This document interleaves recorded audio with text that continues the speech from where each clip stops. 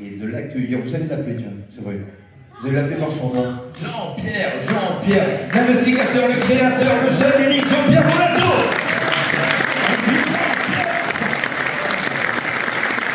Cette fois qu'on se réunit, sur les 7 fois où on s'est réunis, pendant 6 fois, on a reçu des gens qui étaient partis et qui venaient nous raconter ce qu'ils avaient vécu, comment ils l'avaient vécu, ils nous l'ont montré et on a regardé leurs films, etc. Et puis on s'est dit, c'est bien d'avoir des gens qui reviennent, ça serait pas mal si nous on envoyait quelqu'un. Et donc en fait l'idée maintenant c'est de choisir quelqu'un qui va partir, qui nous a présenté son idée. On a une bonne trentaine de dossiers sérieux. Le jury des partenaires, des professionnels, en a sélectionné 5. Et ces 5, ce sont ceux qui sont là, les 5 projets. C'est une façon différente de faire voyager, puisque là on va voyager avec eux pendant qu'ils le feront. Madame le maire de Barcelonnette, j'appelle Sophie Vaginet. Sous vos applaudissements, s'il vous plaît.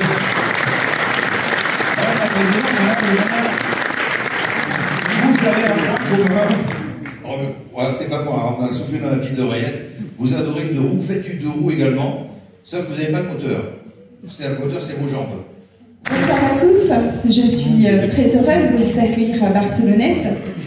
J'espère que vous avez pris beaucoup de plaisir à parcourir notre belle vallée. Je voudrais remercier aussi quelqu'un qui est présent dans la salle ce soir. On ne l'a pas vu hier à l'inauguration. C'est l'ancien maire de Barcelonnette, c'est Pierre-Martin Charpenel, qui avec Jean-Pierre Bonato a eu l'idée de ce festival. Et donc c'est la 7e année. En préambule à l'ouverture de cette soirée, on a parlé de passion. Et la passion, elle existe notamment sur un personnage qui assure, et de fort belle manière, puisqu'il représente AXA Passion. Son prénom nous vient sous d'autres latitudes, puisqu'il a une consonance un petit peu grecque. Monsieur Yanis, alors son nom de famille, Monet. Bonsoir Yanis. Merci d'être avec nous, cher Yanis. Tu as une passion toi aussi qui t'anime, et AXA Passion, tu peux nous en dire 2 mots? Oui, alors bonsoir tout le monde. Oui, j'ai une passion. Alors c'est pas l'assurance, hein, attention. En fait, on a un slogan chez AXA Passion, une baseline, on va dire. On dit vivez vos émotions.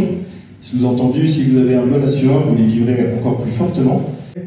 Eh bien, vivre ces émotions pour les vivre pleinement, c'est bien aussi de partager. Et pour les partager, bah, j'ai envie de dire, voilà, il y a 5 projets qui sont là, super, pour partager des belles émotions. Et en plus, ils viennent prendre le relais d'un partenariat qu'on a nous-mêmes avec Bendec, qui est également là, qu'on peut applaudir d'ailleurs. Bonne chance, ne vous inquiétez pas, tout va bien se passer, ça devrait être dans tous les cas super, et puis dites-vous que même si vous ne gagnez pas, vous allez quand même gagner parce que vous avez été sélectionné, vous êtes là, et puis le plus important c'est d'être ici, de pouvoir discuter tous ensemble, partager une passion, et puis il n'y a pas de perdants, il n'y a que des gagnants. Voilà. Merci beaucoup. Merci les vous allez donc voter, et à la suite de cela, on va vous laisser 1 heure en fait. On va revenir ici, puis on va donner donc le nom du gagnant ou des gagnants, parce que nous avons un binôme, effectivement 5, mais ils sont 6. Hein. Il est juste là, c'est le premier, Monsieur Charles Potier, et l'intitulé c'est pour un voyage à travers l'Europe. Mesdames, Mesdemoiselles, Messieurs, on peut déjà applaudir. 1 minute 30. Charles Potier. Salut, moi c'est Charles. Ça fait tout juste 2 ans que je suis motard, et si j'ai passé mon permis, c'est pas vraiment par amour de la moto. J'ai grandi ici, dans une famille où tout le monde faisait de la moto, sauf moi. Pour continuer à découvrir des gens, j'ai décidé de traverser l'Europe. Ça fait une dizaine d'années que j'ai un ami d'enfance qui s'est installé à 2500 km de chez moi, alors il est temps de lui rendre visite. Sur la route, mon but, c'est de rencontrer des gens et de voir de beaux paysages, bien sûr. Donc, bonsoir, je suis Charles. Déjà, il faut que je vous dise, ça fait bizarre d'être ici. Moi, il y a 2 ans et demi, j'aurais jamais pensé partir en road trip à moto, en fait. Donc, présenter un film dans un festival de moto, encore moins. Avancé de la nuit, j'étais avec un ami d'enfance, et comme on le fait souvent, on refaisait le monde, et on parlait de voyage. Alors moi, à cette époque-là, j'avais pas encore mon permis, mais l'idée a commencé à se faire dans ma tête. Et au moment de la conversation, je lui ai dit, mais en fait, si moi je passe ton permis moto, est-ce que tu traverses l'Europe avec moi? Et c'est comme ça que ça a commencé en fait. Et qu'en fait il suffit de s'intéresser aux choses pour les apprécier. C'est quelque chose d'assez important pour moi, et du coup en voyageant, en voyant des belles choses, en rencontrant des gens, en écoutant des passions, j'ai envie d'insister là-dessus et de dire qu'en fait ça vaut le coup de s'intéresser aux choses, parce que en fait au final on n'est jamais à l'abri d'une bonne surprise. On va maintenant regarder le deuxième film de la soirée par notre ami Olivier. Olivier, tu peux lever la main? Voilà, monsieur Olivier Boldo, qu'on applaudit très très fort.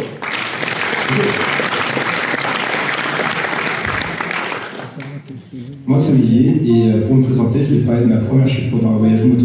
Et non, c'était pas à moto, c'était en hamac. Cette chute, je suis tombé amoureux. De quoi? De mon temps libre. Effectivement, la France est mon terrain de jeu. Et moi ce que j'adore, c'est tous ces gens qui me racontent à quel point la France est belle. Eh mais attends, ça m'a publié ça. Imagine que je demande à une personne de me donner une direction à l'endroit, un spot à visiter, et qu'une fois arrivé là-bas, je demande à une autre personne. Ce qui est bien, c'est qu'en plus, j'aurais pas trop de bouc à faire. J'aurais juste à écouter les gens qui aiment la France. Je suis très content de vous retrouver ce soir pour vous présenter mon projet. En gros, je ne suis pas capable de juste dire choisir un cap, une direction. Je suis obligé en fait de faire un roadbook parce que j'aurais peur de louper quelque chose de formidable. Et il y a une chose qui se passe pendant ces voyages, c'est qu'il y a des rencontres. Et ces rencontres, à chaque fois, sont vraiment formidables. On ne peut pas les programmer. C'est le fruit du hasard. Et souvent, dans les discussions, les personnes vont me recommander des endroits à visiter. Mais comme je l'ai dit un peu plus tôt, en fait, je fais des roadbooks. Et si l'aventure, en fait, la proposition qu'on fait m'écarterait tout mon programme, et bien en fait, je ne m'accorde pas à la folie, en tout cas, d'écouter cette personne, parce que voilà, j'ai prévu quelque chose, et du coup, non, je m'en écarte pas. Donc, le projet de J'irai où tu me diras, c'est de me débarrasser du roadbook initial, et de faire confiance en fait aux personnes que je pourrais rencontrer. Excusez-moi, c'est... La dernière fois, j'avais 8 ans pour remplir la Dorse. C'est pas évident, vous êtes nombreux et tout, c'est impressionnant.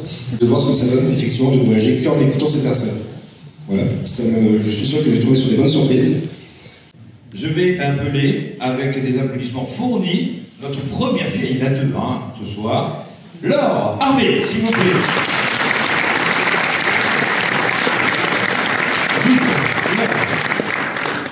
Je voulais t'entendre avec tes propres cordes vocales l'intitulé de ton film.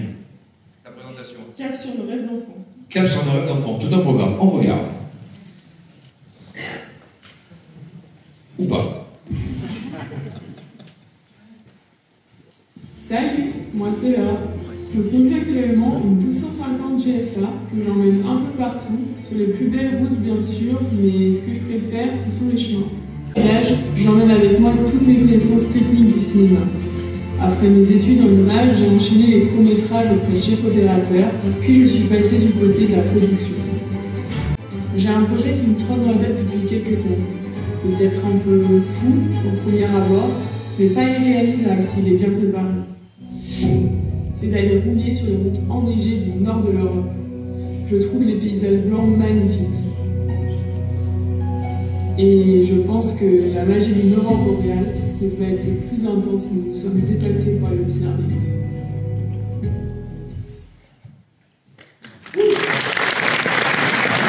On avait l'impression qu'il y avait la clim là dans le coup, tu vois. Avec ces paysages, ça a rafraîchi. Voilà. Pour le temps. Eh ben bonsoir, moi c'est Laure, j'ai 29 ans et je crois au Père Noël.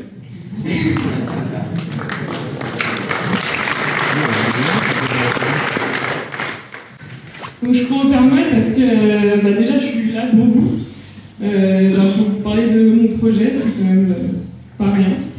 Je crois au Père Noël parce que j'ai voyagé à moto pendant 14 mois en Amérique du Sud. Je crois au Père Noël aussi parce que mon métier, c'est ma passion. Et je pense aussi que je suis pas la seule ici, mais qu'on aimerait tous garder notre âme d'enfant, regarder tout ce qui nous entoure avec des yeux grands ouverts, curieux de tout, et rêver de grandes aventures. Donc voilà, pourquoi pas le Cap Nord à moto, en hiver.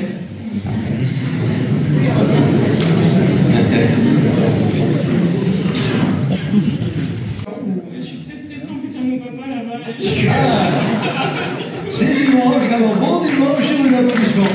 Les enfants se font là. Il est où Kiki? Christian, lève la main. Il est où Christian? Ah, il est tout au fond, il s'est vraiment mis au fond en plus. Hein. Alors, dis-moi, je dois rouler sur un GSA, c'est super. Est-ce que tu comptes partir seul ou accompagné? Tu sais, je pense à la chute, le déséquilibre, tu arrives à la relever toute seule Non, je comprends. Non, elle va aller quand même dans la neige. Oui. Alors, ouais. Donc, tout le week-end, là, il y a le GS Trophy, donc c'est BMW qui organise des épreuves en off-road. Et il y a une épreuve, c'est relever sa moto. Il s'avère que j'ai passé le GS Trophy, enfin les qualifications du GS Trophy. J'ai fait l'exercice où il fallait relever sa moto. Et comme j'étais un peu stressée aussi tout à l'heure, j'ai fait tomber la moto 3 autres fois et les 3 autres fois, je l'ai relevée.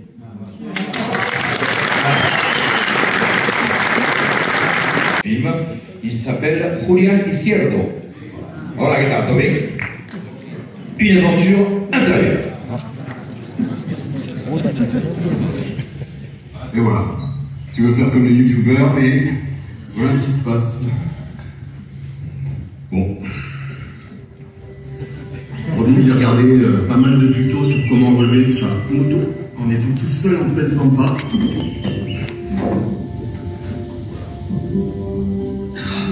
L'idée en fait du projet vidéo, c'est de faire un road trip dans les Pyrénées espagnoles par exemple et d'aller attaquer des pistes de plus en plus dures. Je serai accompagné pour apprendre à aborder les pistes et pour le coup vraiment vivre une aventure plus complète.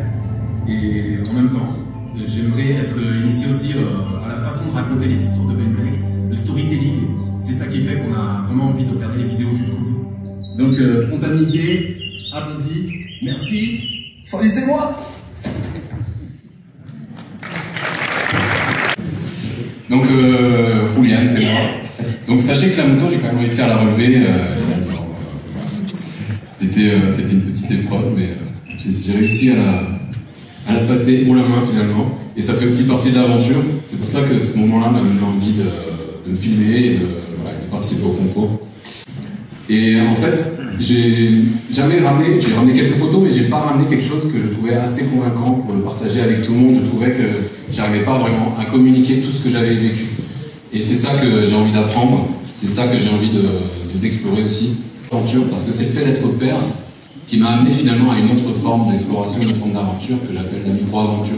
Parce qu'à travers lui, j'ai redécouvert le regard d'un enfant, j'ai redécouvert la beauté du quotidien, de s'émerveiller des petites choses. Et mon fils, en fait, il a quelque chose de spécial. Je veux dire, en plus d'être mon fils. C'est alors qu'il avait à peine 2 ans, il en a 4 aujourd'hui, dans le cabinet d'un neuropédiatre, on m'a dit en fait on m'a annoncé qu'il ferait probablement jamais de vélo. Donc bon, il a un petit souci psychomoteur qui fait qu'il a des problèmes d'équilibre. Ben, aujourd'hui, je peux vous le dire, c'est le roi de la draisienne. Il slalome comme un fou dans les skateparks et c'est un enfant, c'est comme ça. Il ne savait pas qu'il pouvait pas le faire, alors il l'a fait. Tout simplement. Donc si je reviens au projet, en fait, moi j'invite Ben Blake. En fait, je sais pas si ça fait partie du concours, mais finalement je t'ai invité, enfin je t'ai inclus dans le projet. Je sais pas si ça se fera, mais moi je t'invite en fait à partager un trip que j'ai en partie fait déjà l'année dernière dans les Pyrénées espagnoles. Et à le faire un peu autrement, c'est-à-dire que j'aimerais quand même un petit peu partir sur les pistes, parce que voilà, j'aime bien me mettre en difficulté et je trouve que faire un bivouac dans des cadres un petit peu off-road, etc., c'est encore plus beau. Et grâce à un savoir-faire de Ben, à sa science du storytelling, de l'art de raconter, nous construirons ensemble un film qui permettra de partager les trésors qu'on aura trouvés au fil de la route, comme les enfants ramassent des trésors quand ils se baladent. Donc voilà, ce n'est pas la destination pour moi qui compte, en fait, c'est la route. C'est la route qui y met. Merci. Chiara et Xavier Petriluzzi. Ah, ça me manque de la main. Vous pouvez. Direction Patagonie. Allez, regarde. Je m'appelle Chiara et lui c'est Xavier. Dans la vie, on est partenaire de route, en équipe, bref, on est mariés. Xavier, c'est le moniteur moto le plus passionné de toute la Côte d'Azur. Mais aujourd'hui, je suis bénévole dans une association de protection de la faune sauvage. À côté de ça, je produis du contenu éthique sur les animaux et l'environnement. Et je crois que je commence à prendre le chemin que je cherchais. C'est un rêve inlassablement. Un rêve qui nous emmène à la pointe du monde, entre l'Argentine et le Chili. Un rêve qui survole la cordillère des Andes, entre littoral, glaciers, volcans et espèces endémiques. La Patagonie. C'est un voyage que l'on aimerait mener en écotourisme. Bien, va, Xavier! On avait réfléchi à une région qui irait le voyage à moto et la passion pour la nature de Chiara. Voilà. Mais on s'était dit qu'on aimait bien voyager en écotourisme. Et en fait, c'est quelque chose qu'on fait naturellement, qu'on fait tous naturellement, qu'on entend aujourd'hui dans les vidéos sur Internet. L'écotourisme, c'est quoi? C'est juste tourner son voyage vers les traditions locales et le respect finalement de la nature. Et en fait, on est déjà beaucoup à le faire en motard, donc c'est bien parce que ça redore un petit peu l'image des motards et c'est important, on en a besoin. C'est celui qui nous tient le plus à cœur, c'est l'histoire qu'on va vouloir raconter en fait dans le film qui pourrait sortir de ce voyage.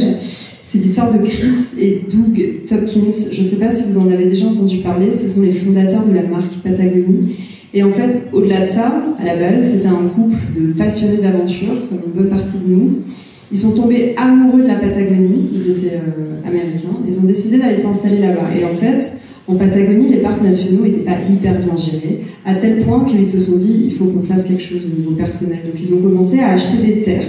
Aujourd'hui, ils ont une association qui ont des projets pour reboiser les zones, pour réintroduire des animaux qui sont en train de disparaître. Et nous, notre objectif, c'est d'aller les voir, d'aller voir leurs associations, d'aller voir leurs projets, de montrer à quoi ça ressemble, et tout ça évidemment en moto. Il y a un QR code qui est disponible sur les portes du théâtre un petit peu partout, et par le biais de ce QR code, pendant la pause justement barbecue, on y revient toujours, hein, autre chose, vous allez donc voter, et à la suite de cela, on va vous laisser 1 heure en fait, on va revenir ici, puis on va donner donc le nom du gagnant ou des gagnants, parce que nous avons un binôme, effectivement 5, mais ils sont 6. Hein. Ah non mais là, tu peux faire un roulement de tambour? Bah ouais, un roulement de tambour? Ouais. Donc c'est alors, ladies and gentlemen, may I have your attention please? Alors juste avant de révéler la personne qui a gagné, je voudrais juste reciter une phrase que j'avais déjà mise dans la vidéo, je pense qu'elle est très très parlante, c'est « Voyager, c'est se rendre compte que tout le monde a tort ». Voilà.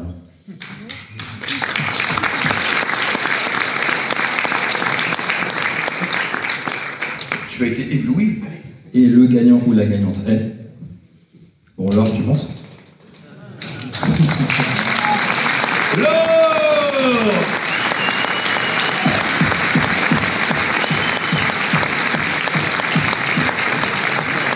Waouh! Tu me confirmes qu'il n'y a pas d'équitation, Laure, hein?